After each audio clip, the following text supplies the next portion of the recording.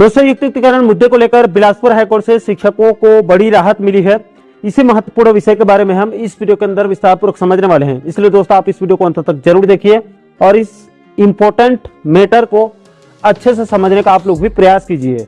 नमस्कार दोस्तों, मैं हूं आपका दोस्त लोकेश साहू और आप देख रहे हैं लोकेश साहू यूट्यूब चैनल। आप सभी दर्शकों का हमारे इस यूट्यूब परिवार में बहुत बहुत स्वागत है। दोस्तों, क्या पूरा मामला मैं आपको बिल्कुल अपने अंदाज में बताने का प्रयास करूंगा ताकि आप लोग बिल्कुल कम समय में पूरे मामले को जो है वो बिल्कुल सटीक तरीके से अच्छे समझ सकें। देखिए दोस्तों, दरअसल पूरा मैटर ये है कि चूंकि अभी सहायक सरकार स्कूल शिक्षा विभाग में युक्तिकरण प्रक्रिया को अंजाम दे रही है, लेकिन इसमें सेटअप 2008 को छेड़छाड़ करके शिक्षकों के पदों में कटौती तो कर ही रही है, लेकिन साथ ही साथ अभी अतिशय शिक्षकों की सूची बनाई जा रही है, उसमें भी गड़बड़ी किया जा रहा है और काउंसलिंग में भी धांधली किया जा रहा है, जिसको लेकर अब धीरे धीरे कई शिक्षक बिलासपुर हाईकोर्ट का रुख कर रहे हैं।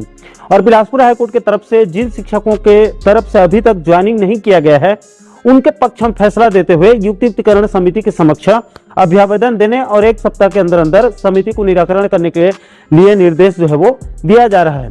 दोस्तों, इसके संबंध में आपको कल 20 जून और परसों 19 जून को जारी किए गए कुछ ऑर्डर कॉपी को उदाहरण के रूप में समझाना चाहूंगा।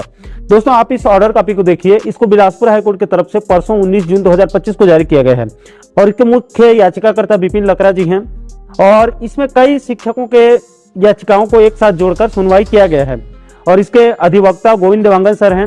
इसमें कोर्ट की तरफ से संबंधित शिक्षकों के पक्ष में फैसला देते हुए युक्तिकरण के लिए जो जिला स्तरीय समिति बनाया गया है, जिसके अध्यक्ष कलेक्टर हैं, और उस कमिटी में 5 दिन के अंदर अंदर एक नया अभ्यावेदन जमा करके अभी समस्या को बतानी होगी। तब तक उनके काउंसलिंग में रोक लगी रहेगी और 25 जून 2025 को संबंधित शिक्षक को समिति के समक्ष उपस्थित होना पड़ेगा और फिर समिति की तरफ से अगले 1 सप्ताह में संबंधित शिक्षक के समस्या का निराकरण करके उसको सूचना दिया जाएगा। तब तक उस याचिकाकर्ता शिक्षक के युक्तिकरण पर रोक लगी रहेगी।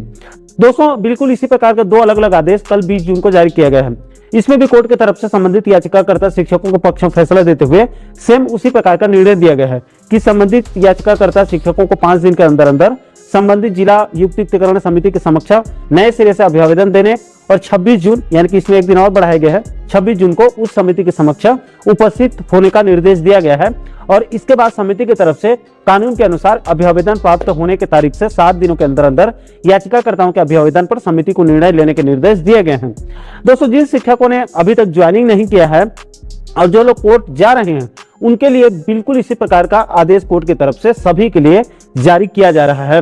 दोस्तों, ये संबंधित याचिकाकर्ता शिक्षकों के लिए जो लोग अभी तक ज्वाइनिंग नहीं किए हैं, उनके लिए तो ये बहुत अच्छी खबर है। उनके समस्याओं को निराकरण करने के लिए समिति को निर्देश दिया जा रहा है। लेकिन दोस्तों, इसमें 2-3 बातें हैं जिसको भी समझना आप लोगों को बहुत जरूरी है।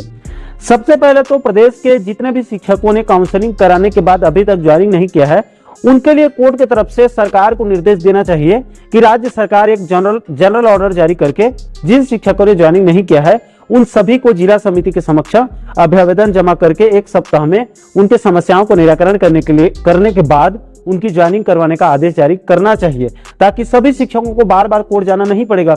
इसके अलावा दोस्तों, इसमें एक और महत्वपूर्ण बात यह भी है कि सभी शिक्षकों को शुरू में ही याचिका दायर करके दोषपूर्ण युक्तिकरण और सेटअप 2008 के समर्थन में एक याचिका दायर करना चाहिए था और पूरे प्रक्रिया को चैलेंज करके इसको असंवैधानिक घोषित करवाना चाहिए था।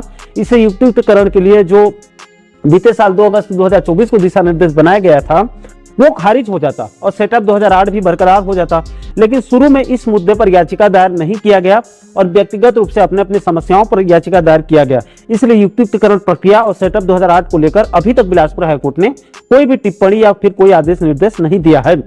इसको लेकर अब जानकारी मिल रही है कि अभी लास्ट में अभी हाल ही में कई शिक्षक संगठनों की तरफ से युक्तिकरण की पूरी प्रक्रिया और सेटअप 2008 को लेकर याचिका दायर किया है, जिसकी सुनवाई चल रही है। लेकिन इसको शुरू में ही बीते साल 2024 या फिर इसी 25 में ही जब युक्तिकरण शुरू हुआ, उसे में ही याचिका दायर कर देना चाहिए था।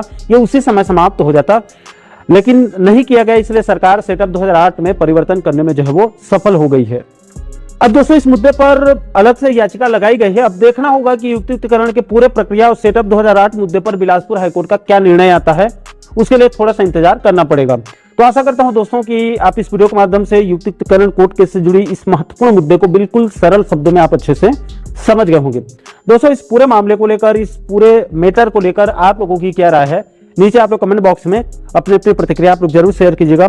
और दोस्तों आप आगे भी प्रदेश के शिक्षकों और अन्य विभागों के कर्मचारियों के साथ साथ पेंशनर्स बंधुओं से जुड़ी इस प्रकार के और भी महत्वपूर्ण मुद्दों पर आप आगे वीडियो देखना चाहते हैं तो आप हमारे चैनल को जरूर सब्सक्राइब कर लीजिएगा, ताकि आने वाले सभी नए वीडियो का नोटिफिकेशन जो है वो आप लोगों तक तुरंत पहुंच सके। दोस्तों इस वीडियो में फिलहाल अभी के लिए इतना ही।